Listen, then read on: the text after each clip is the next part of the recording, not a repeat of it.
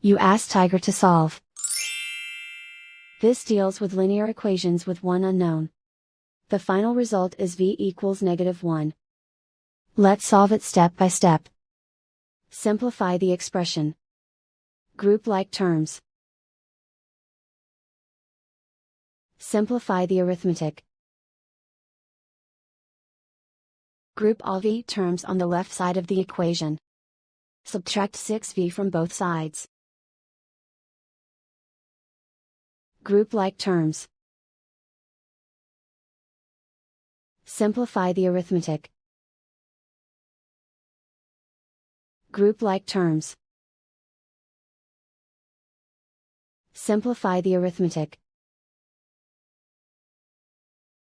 Group all constants on the right side of the equation.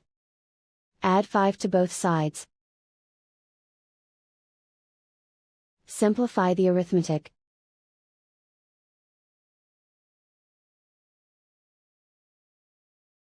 Isolate the v.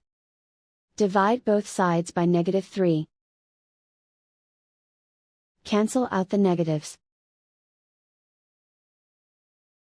Simplify the fraction.